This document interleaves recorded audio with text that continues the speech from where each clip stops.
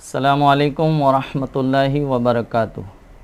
अस्सलातु वस्सलामु अलैका या रसूलल्लाह सल्लल्लाहु ताला अलैहि वसल्लम। कुर्बानी के अहकाम व मसाइल में पहला सवाल लेकर हम हाजिर हैं। सवाल है, कुर्बानी किस पर वाजिब है? जाहिर सी बात है, सवाल बहुत अहम है, बगौर समाअत करें। कुर्बानी मुसलमान मालिक निसाब, मुकीम यानी मुसाफिर ना हो, आज़ाद यानी ग़ुलाम ना हो और आकिल व बालिग पर वाजिब है। मालिक निसाब बहुत अहम शर्त है, यानी अगर सोना है तो 7.5 तोला सोना हो, चांदी है तो 52.5 तोला चांदी हो।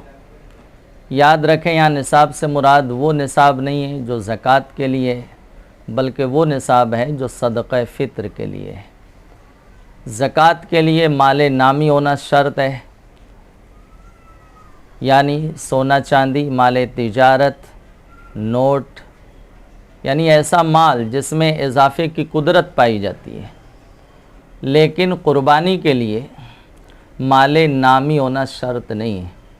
माले गैर नामी भी हो, लेकिन हाजत असलिया के अलावा हो और उसको लेकर निसाब बनता है तो वो मालिक निसाब होगा, कुर्बानी वाजिब होगी। थोड़ा सोना है, थोड़ा चांदी है, मिलाने से 52.5 तोला चांदी की मिकदार को वो माल पहुंचता है, कुर्बानी वाजिब होगी। या माले तिजारत है, उसको मिलाने से निसाब बनता है, कुर्बानी वाजिब होगी। या हाजत असलिया के अलावा कोई ऐसा माल है जिसको लेकर निसाब बनता है, जैसे किसी को एक बाइक की ज़रूरत है, उसके पास 2 बाइक है, एक कार की ज़रूरत है, उसके पास 2 कार है, तो ज़कात में तो ये है कि माले नामी देखा जाएगा। अगर वो 2 कार रखने की गर्ज से है तो ज़कात नहीं होगी, वो 2 बाइक रखने की गर्ज से है तो ज़कात नहीं होगी।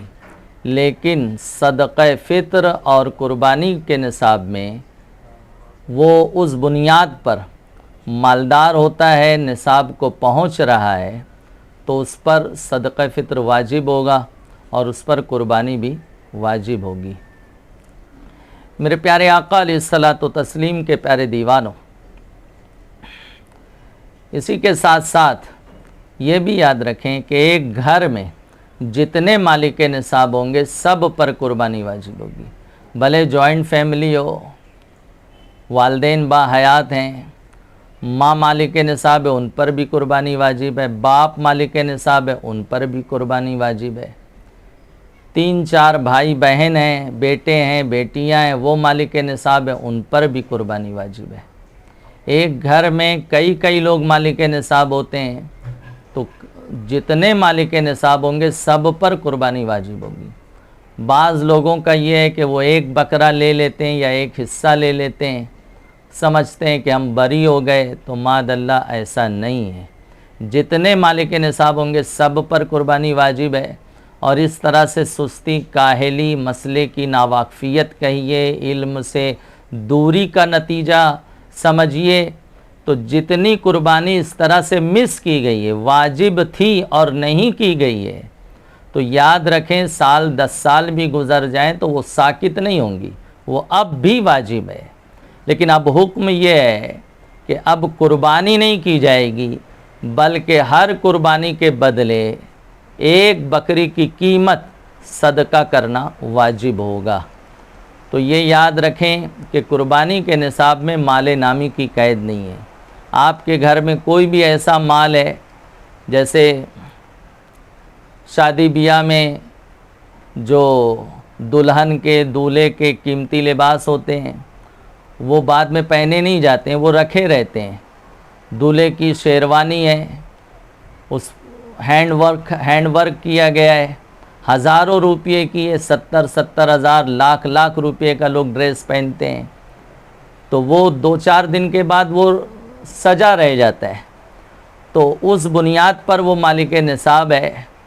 तो अगरचे कुछ माल ना हो, लेकिन उस शेरवानी पर उसकी मिल्कियत में है वो, तो उस पर कुर्बानी वाजिब होगी। तो ये मसला समझने की ज़रूरत है कि हाजत असलिया के अलावा कोई माल है, और अगरचे वो माले नामी ना हो, सोना चांदी नहीं है, माले तिजारत नहीं है, नोट नहीं है, घर में कीमती झूमर लगाया है, उस बुनियाद पर थोड़ी चांदी और वो झूमर मिलाकर निसाब बनता है, 52.5 तोला चांदी की मिकदार को पहुंचता है, तो कुर्बानी वाजिब होगी। उम्मीद है ये मसला आपको समझ में आ गया होगा, कुर्बानी किस पर वाजिब है।